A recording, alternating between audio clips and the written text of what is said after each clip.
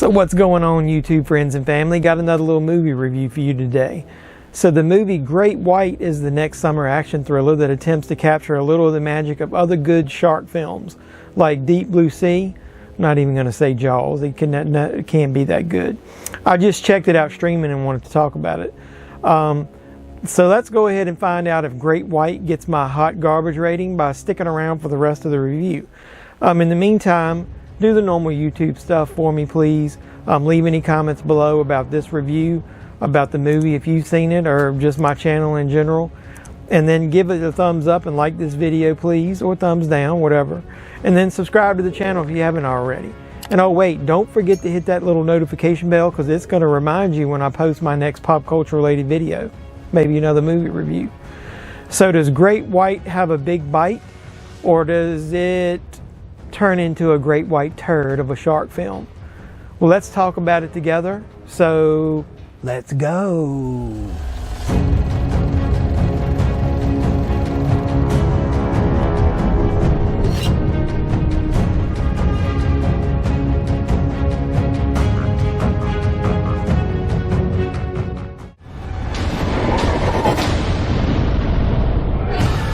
So Great White stars Katrina Bowden as Kaz and Aaron Jacodenko, however you pronounce his name, as Charlie.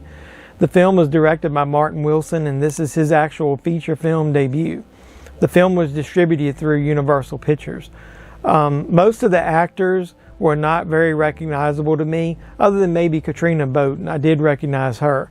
And I really couldn't remember where I saw her though, so I went and looked this movie up on the Internet Movie Database as I was watching it. And she happened to play Miss Tasty in a little comedy called Sex Drive you might have seen. If you haven't, that's a very underrated and underappreciated comedy. You should check it out. But watch the theatrical version. Don't watch that piece of trash, unrated version. So I digress.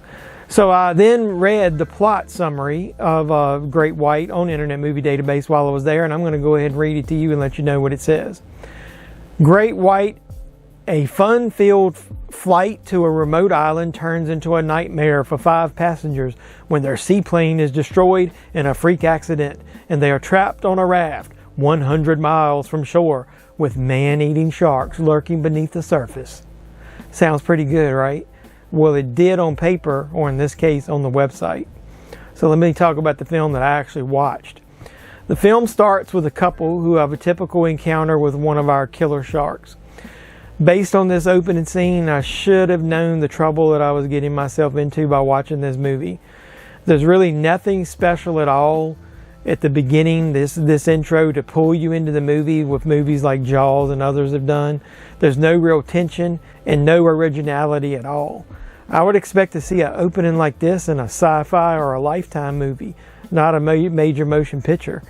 This is a big strike one for this film already. So our main characters, they're Kaz and Charlie, and they're a couple who run a seaplane operation. You know, they plane for hire where they do flying tours and short trips for people. They have a cook / helper, and his name is Benny, who travels along with them on these short trips. Another couple that we're introduced to, named Joe and his wife Michelle, charter our original couple to fly them to an isolated small island called Hell's Reef. Maybe they should have known something was going to go on with a name like Hell's Reef. Before their major trip begins, though, the screenwriters try to make us care some about this main couple by adding some personal drama into the story about the survival of their business, about their personal relationship, and about Charlie's previous experience with sharks. I'm not going to go into the details, so I'm not going to spoil it for you, but let's just say that none of these details worked for me. Not only were the details very cliche and I could have written better, but I really didn't care about the characters anymore at this point. I didn't feel like a good personal connection to them at all going into the heart of the movie. The couple that hires our main characters are even worse. The husband seems like a pretentious prick straight from the start. Now his wife was a little more down to earth, seemed more friendly, and she kind of was like his conscience throughout the movie. I did wonder maybe what would happen to her, so alright, I'll say I cared a little bit about her. The cook Benny is just a basic victim of circumstance here. Maybe I really cared about him most of all.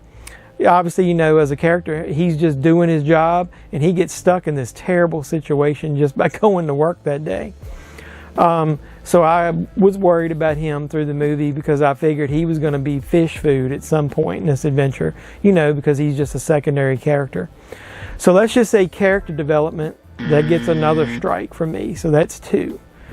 So I won't go into too many more details to spoil the plot about how these characters get trapped in their circumstance facing the great white sharks. Did you catch that? Yeah, I said sharks. So I guess the writers knew that they needed to ramp up the horror, the tension, by adding a second shark, knowing how weak the plot was at this point. Does that sound familiar to you? Maybe a little of Jaws 3, anyone with the 2 sharks? I'll also say that many of the situations that the characters have put in, you know, like the horror that they face, is not very original at all. We've all seen this kind of stuff before, and it was done much better in films, obviously, like Jaws. But it was even done better in Deep Blue Sea or in films like The Reef or The Shallows. And as far as the sharks go, let's talk about that. I'll give you 2 main details that spoiled this movie for me totally. First, most, if not all, of the shark action is CGI, and it is bad CGI. In HD on a large screen, the sharks, when they jump out of the water, they look terrible. This just pulls me right out of the scenes as they happen when I'm supposed to be feeling a lot of tension. Second, the sharks fucking growl. Where is it? It's got to be out there somewhere.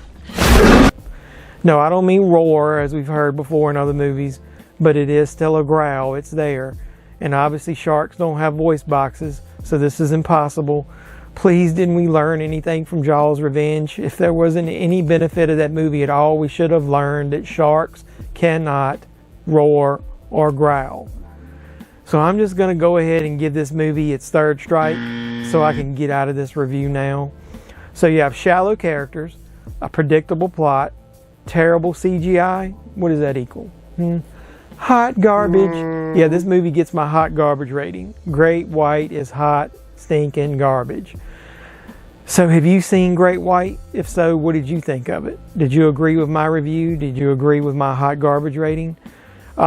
If so, or if not, leave any comments below. And then after you do that, please go ahead, like I said before, and do the normal YouTube stuff. Like this video or dislike it. Any activity is appreciated. Subscribe to the channel if you haven't already. And then, hey, you know what to do after that.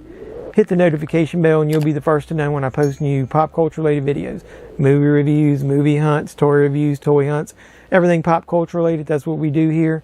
So until next time, boys and girls, this is JeffMan316, your pop culture reporter, signing out saying, you guys be safe out there.